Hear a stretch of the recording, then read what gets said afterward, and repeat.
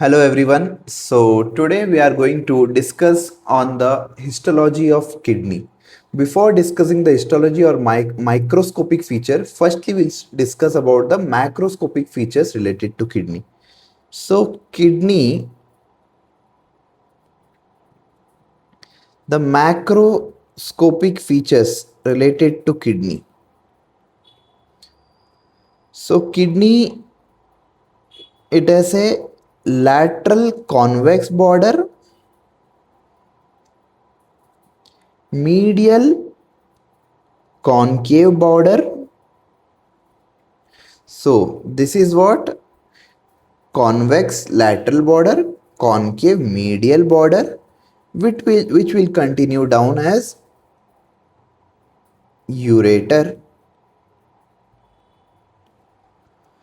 And this organ is completely capsulated. So this is capsulated organ. So as we know, capsule, it is formed by dense irregular connective tissue. Then now you have seen the shape, bean shape, border, lateral border, medial border, and which will continue, it will exit as what? Ureter. So this part is what? The hilum part of the kidney, in which renal artery will give blood supply and renal vein will drain the blood out.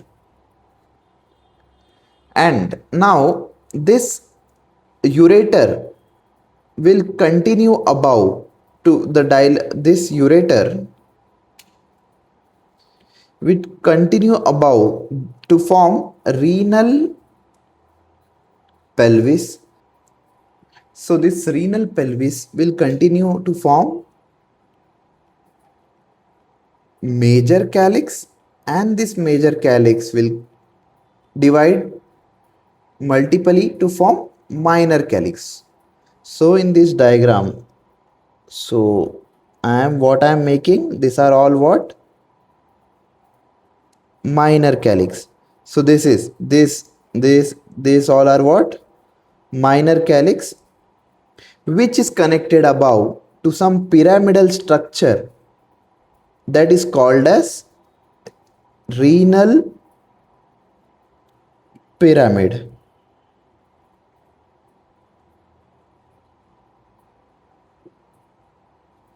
So this is what? Renal pyramid. These are minor calyx, this is major calyx, this is renal pelvis, which will continue as ureter.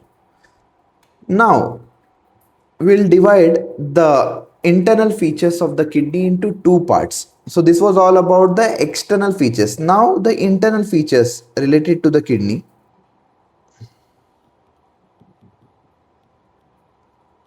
So in the internal features, there is cortex and medulla, and between this cortex and medulla there will be juxtamedullary junction, or you can say corticomedullary junction. And this cortex, it will be darkly stained because of the high vascularity content in it. And this cortex will contain tubules mainly. What type of tubules? Convoluted tubules. And this medulla part mainly contain straight tubules, or all the straight lying structures lie in the medulla region. Okay, so now in this diagram,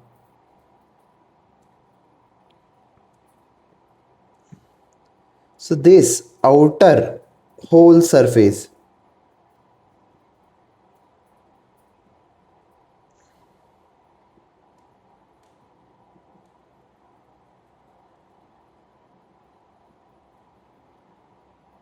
So this all, the blue color what I am making, this all is what? The cortex. That, and this cortex some part will go into this adjacent area that is left between the pyramid. Okay, so this area is also having a special name, that the cortical area that is going into this adjacent area between the renal pyramid. So this is what? So this is all what cortex is. And the renal pyramids which are there, that will form the, this renal pyramids, this will form the medulla part. And the some cortical area that is going in between this renal pyramid space, this area, this area, this area, this area, these are all what? Renal columns. So this is what? Renal column. Oh, we'll change the color.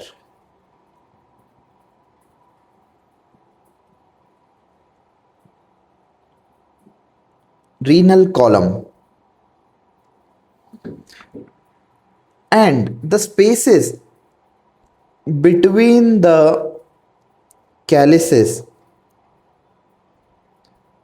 the spaces that is present between the calyces is filled with fat. This fat filled space is called as renal sinus.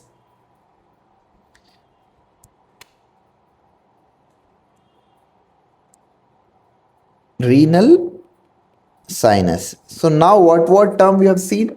What is renal column? The cortical tissue that is entering between this renal pyramids, that is what? Renal columns.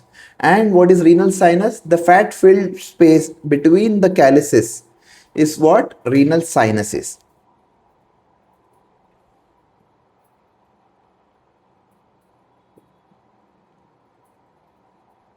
Now we'll see what is renal lobe, what is renal lobule. So firstly, if this is the cortex and this is the medulla, so what will be the corticomedullary junction? So this part is what?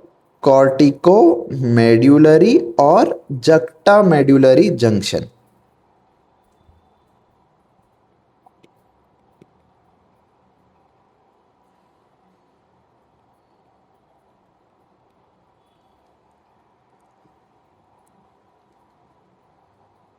And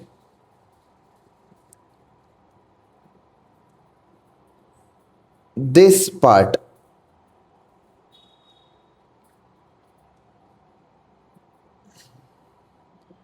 one renal pyramid, it's above cortical area and its adjacent renal column. This whole will form one renal lobe. So what is renal lobe? So this is what one renal lobe is. So renal lobe contain what structure? Renal pyramid plus above cortical tissue plus adjacent renal columns. So this all will form one renal lobe. Now, what is renal lobule? Before discussing about renal lobule, one more important structure we should know, that is what? Medullary rays. What is medullary ray? So from the renal pyramid, as we know, the renal pyramid contain what? The straight tubules. So some of the straight tubules that are entering into the cortical area, that are called as medullary rays. So in this diagram, so some of the straight structures that are lying in the cortex, so that is what? Medullary rays. So this is medullary ray. So one medullary ray plus its above cortical area. So one medullary ray plus the above cortical area. These both together are called as renal lobule. So one medullary ray plus the above cortical tissue will form the renal lobule. So in this way we have covered the macroscopic features of the kidney. So in this external features, what was the lateral border, medial border? Lateral border was convex, medial border was concave, and it is covered by capsule, that is dense irregular connective tissue. Then in the internal features, we have divided the whole kidney into cortical area, cortex, and the medulla by a junction which is called as juxtamedullary junction. And in now the cortex, some part of the cortex that is going into the between the renal pyramid, that is what? Renal column. And the medulla is formed by the renal pyramids. 8 to 12 renal pyramids are present in one kidney. Okay. And what is renal lobe? One renal pyramid above cortical area and adjacent renal column will form one renal lobe. And what is renal lobule? The medullary ray, the cortical extension of the medulla, that is the renal pyramid, plus medullary ray plus above cortical area will form the renal lobule. In this way, we have covered the macroscopic features of the kidney. Now we'll see the microscopic features of the kidney. For that,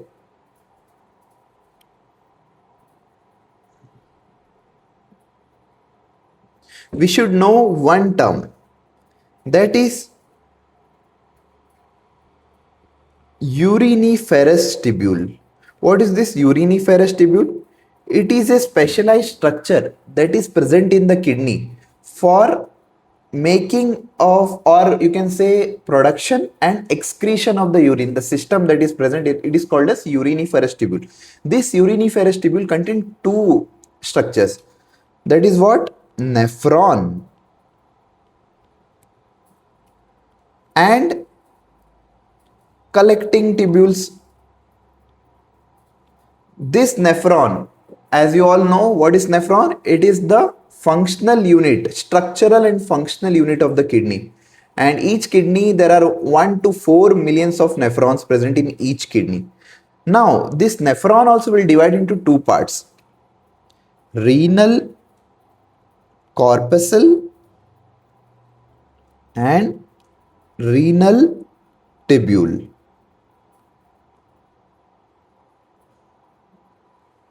These renal corpuscles contain glomerulus, glomerular capsule, which is called as Bowman's capsule, afferent arteriole, and efferent arteriole.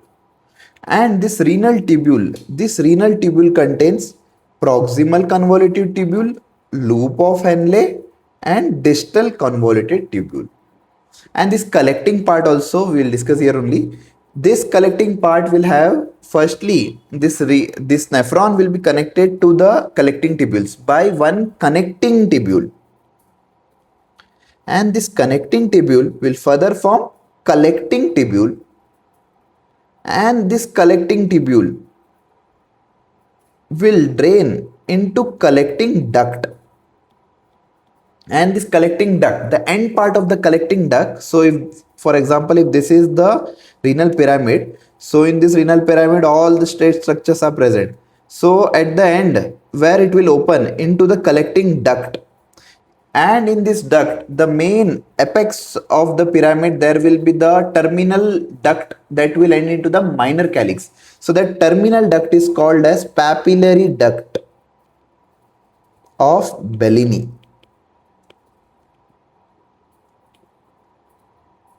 So in this way, now we have seen about the uriniferous tubule. Okay, so now we will put this all structures into the kidney. So firstly we will draw this uriniferous tubule. Okay.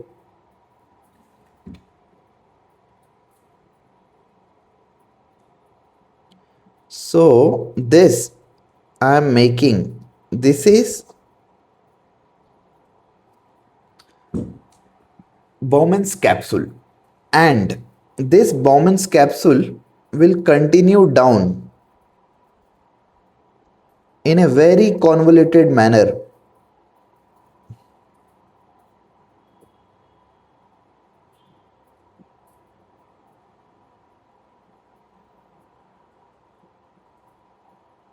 What will be this? Proximal convoluted tubule.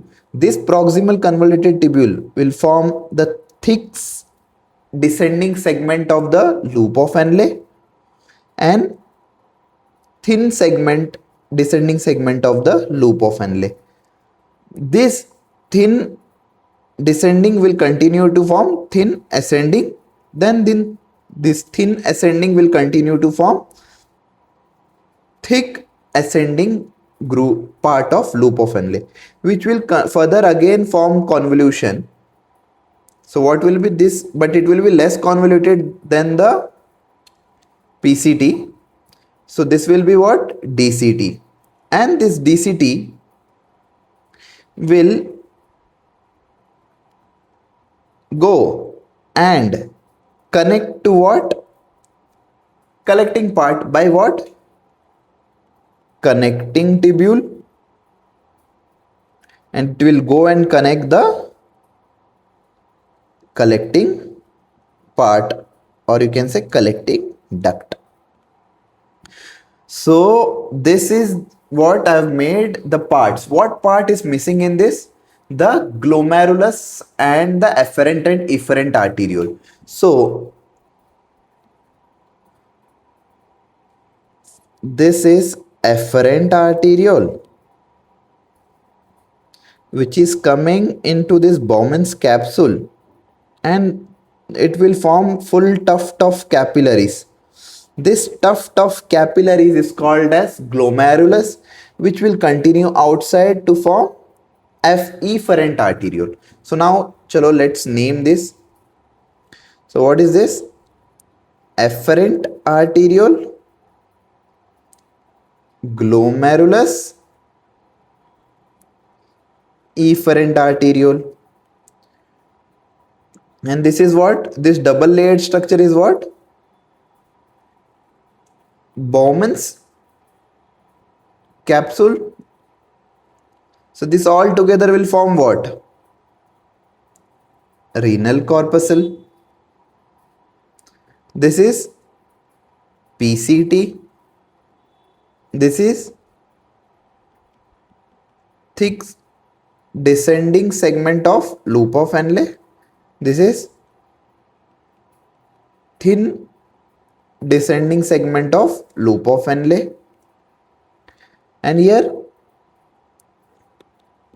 thin ascending segment of loop of Henle, and this is thick ascending segment of loop of Henle, which will continue to form distal convoluted tubule, which will continue to connect the collecting part by the connecting tubule. In this way, the whole microscopic structure of the kidney we have formed. Now we'll put this into the kidney, so that we have drawn, and we'll see how this arterial supply is coming to this nephron part. Okay.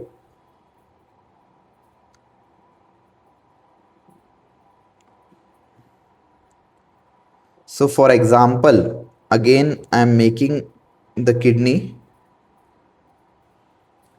If this is the kidney,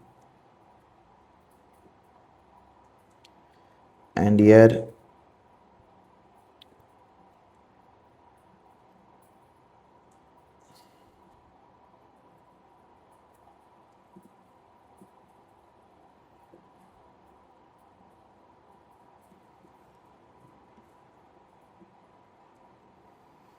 now, so you know this one segment is what? Renal lobe, and here this one segment is what? Renal lobule. Okay, so the renal artery that is entering the hilum part. So from here, this is renal artery, and the one that is draining out the blood, that is renal vein. Okay, so now this renal artery will come inside the firstly the medulla part, and it will divide into segments. So this is segmental artery, and it will go between the renal columns. So it will traverse in between the lobes. So that is what interlobar part. Then it will take a turn, so that will form the arcuate part. Then it will enter into each lobules, so that will be what interlobular artery. Now for example, I am making here,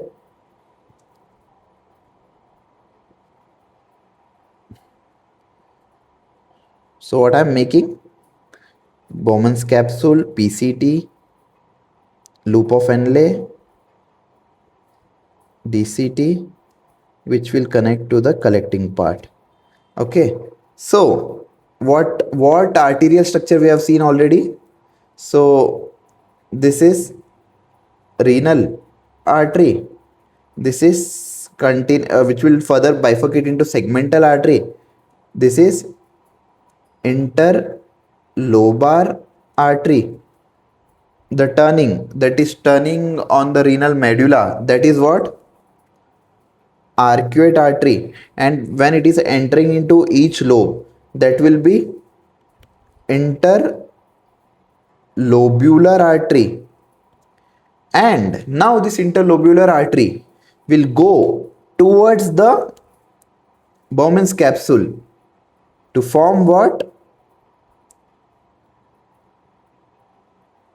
afferent arteriole, and this afferent arteriole will form tuft of capillaries, which is glomerulus, and it will turn back to form efferent arteriole.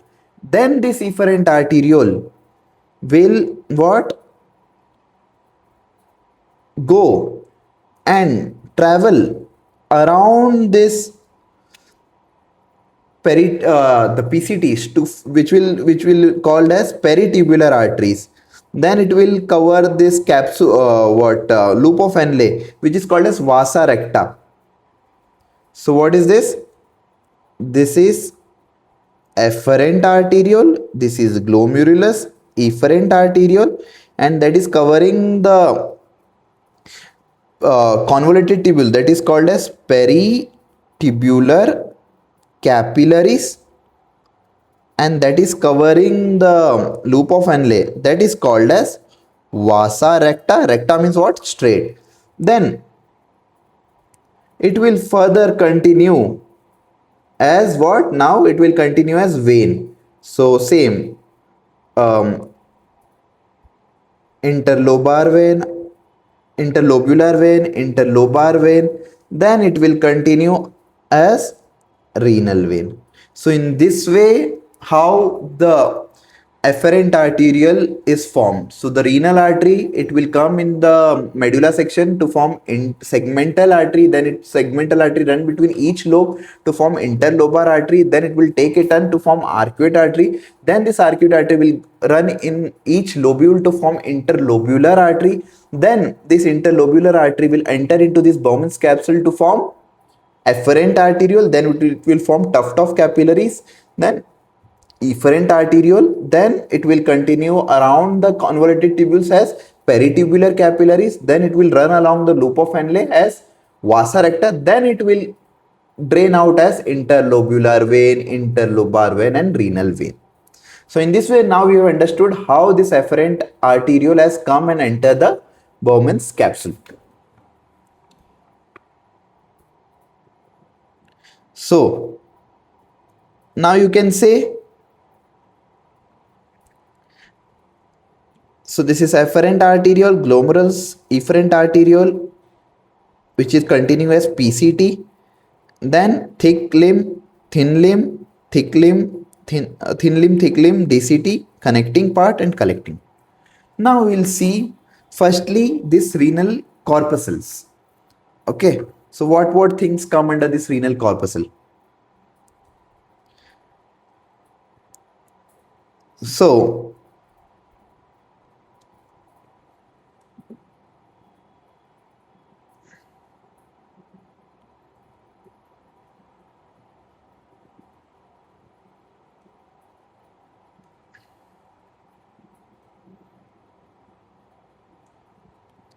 Renal corpuscle, as we have already seen the afferent and efferent arteriole. Now the blood has entered this Bowman's capsule. So now this blood has to get filtered and it has to enter this what? Bowman's capsule. Then from the Bowman capsule it will enter into the PCT. In this way the urine formation occurs. So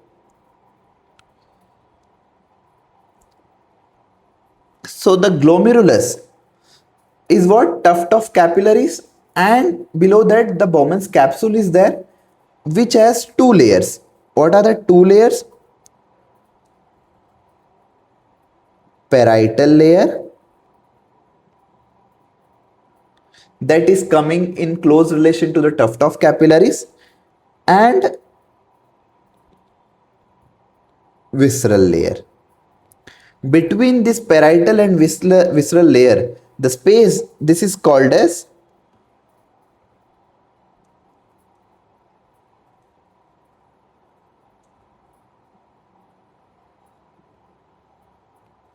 capsular space.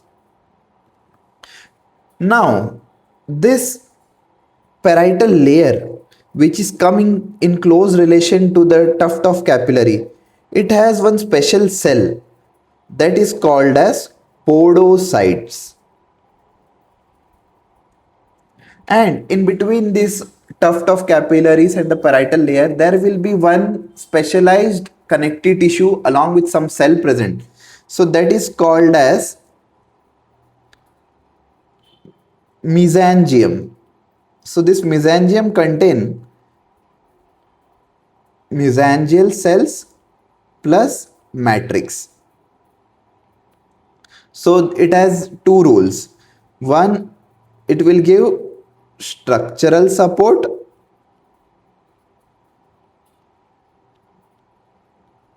one phagocytic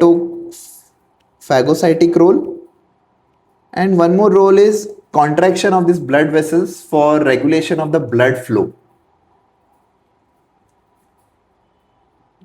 So in this way we have seen two special cells that are present along the parietal layer of the Bowman's capsule and surrounding the glomerulus.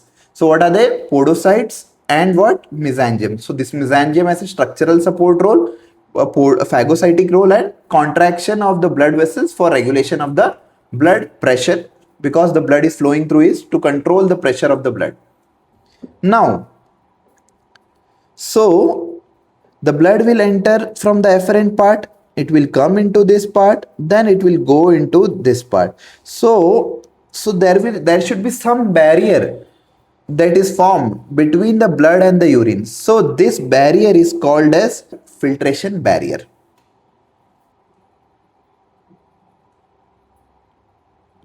Glomerular filtration barrier. So what this glomerular filtration barrier is formed by? So firstly, if for example if this is the blood vessel, okay, so it will be having some endothelial cells. So this endothelial cell will be fenestrated. So the blood capillary will have fenestrated endothelial cell, then basement membrane. This above this there will be podocyte cell.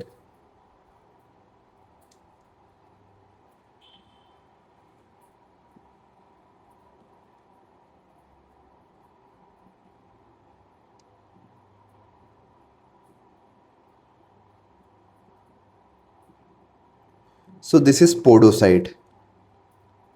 So now we are going from inside to outside. So this is blood capillary lumen, which is lined by fenestrated endothelial cells. Fenestrated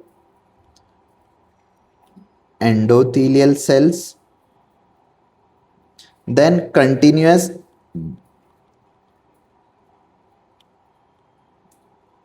basement membrane, then the foot process of podocytes, or you can say the pedicles of the podocytes. Okay, so in this way, the glomerular filtration barrier is formed by fenestrated endothelial cell, continuous basement membrane, food process of the podocytes. In this way, there is a filtration barrier between the blood and the filtered urine. So one more picture we can make here. So if this is the basement membrane,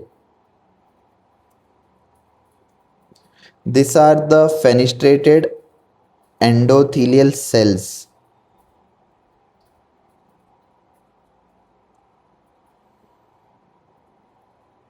and this is the body of the podocyte. This is the primary process, and these are the secondary process of the podocyte, or you can say pedicle, or you can say the food process of the podocyte, and this is the cell body of the podocyte. So now the blood will first enter from this fenestrated endothelial capillaries. While entering this fenestrated endothelial capillary, all the blood cells and the platelets get filtered out. Like it will go back to the systemic circulation. Now the remaining content, the plasma that will enter this basement membrane. Now in the basement membrane has two structures. That is what lamina densa and lamina rara. Lamina densa and lamina rara. Lamina densa, it is formed by collagen 4. And this lamina rara can contain a specialized protein which is called as heparin sulfate. Okay, it forms a negative ion, like negative charge is formed in the basement membrane. So it will reflect back all large protein particles. So in this way, the large protein particles will go back to the systemic circulation. Then between these pedicles of the podocytes, or the food process of the podocyte, there will be one slit diaphragm will be present. So this slit diaphragm will reflect back all the nano small proteins that will be less than more than 4 nanometer will get back to the systemic circulation. So only the molecules which are less than 4 nanometer will enter into the capsular space. Then from the capsular space, it will go into the proximal convoluted tubule. So in this way, we have discussed about the glomerular filtration barrier. Now, what structure? So the one now the parietal layer we have discussed, glomerulars we have discussed, efferent arteriole we have discussed, and this visceral layer of the Bowman's capsule, it will be lined by squamous epithelium. Okay, so here only we'll make squamous epithelium, flattened epithelium. Okay, and now we'll see each of the classic features about the renal tubules. As we have discussed about the renal corpuscle, now we'll move to renal tubule. So firstly, the PCT. This PCT, if we take a cross section of this PCT and we'll look,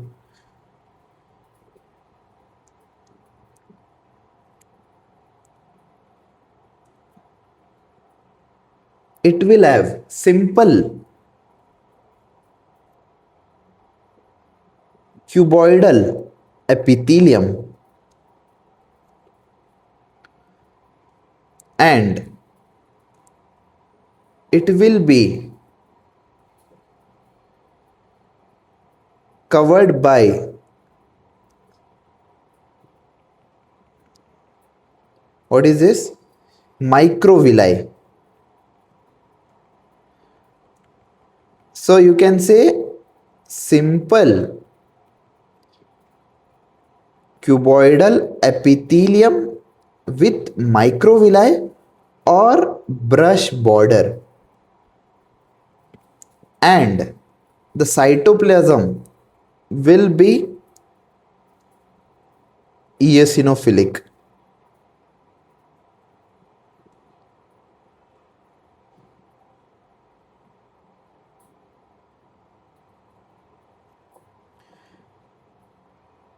And centrally round nuclei will be there. So what are the classic features of one proximal convoluted tubule? Simple cuboidal epithelium with brush border because of the microvilli, and the cytoplasm will be eosinophilic stained. Why eosinophilic cytoplasm? Because of the abundant mitochondria presence. The cytoplasm will be pinkish, that is eosinophilic. Why lots of mitochondria is required? Because of the active transport, because 80% of the filtrate that is coming to the PCT will be reabsorbed back. All the glucose will be all the glucose, and 80% of the electrolytes will get reabsorbed from the PCT. So that's why there will be abundant amount of mitochondria for ATP production. So in this way we have seen the PCT. So one more thing about the PCT. So this lumen will give one what fuzzy appearance, means uncleared lumen, small and uncleared lumen because of the presence of this microvilli. Then now we have seen the PCT. So in this way we have completed renal corpuscle, PCT. Then this thick segment. This thick segment will also have simple cuboidal epithelium with no microvilli. Then this thin segment, both this thin segment will have simple squamous epithelium. Okay, simple squamous epithelium. So in this way you can say, if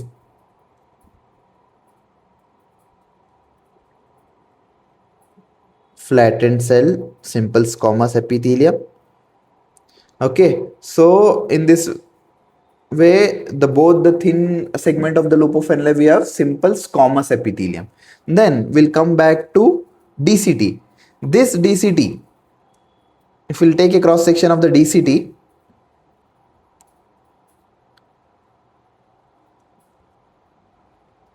DCT will also have cuboidal epithelium, simple cuboidal epithelium, lined by and centrally placed nuclei will be there, but the microvilli will be absent or sparsely present. So if present, then one or two will be present, or it can be absent also. So in this way, simple cuboidal epithelium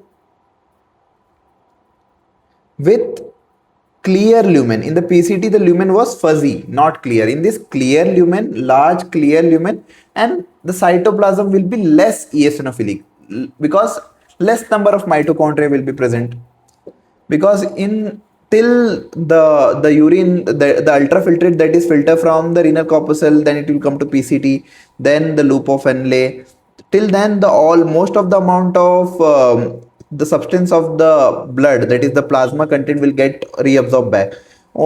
In the DCT part, only the concentration of the urine is happening, that is the sodium is pulled out and the potassium is pulled in. So in this way the concentration of the urine is occurring in the DCT. Then now, so in this way we have seen the DCT. Now the collecting part, whole collecting part will change the epithelium from simple cuboidal in the connecting part of the tubule, in the collecting part of the tubule. Then when it will form the collecting duct, the epithelium will change to simple columnar epithelium. Simple columnar epithelium. So in this way we have seen all the classical features of the microscopic features of the kidney. Now, so in this class we have discussed the macroscopic features of the kidney and the microscopic features of the kidney. In the next class I will conclude the histology of the kidney by drawing the diagram of the kidney and showing you some of the histological slides So in this way you will able to identify what structure is what. Thank you.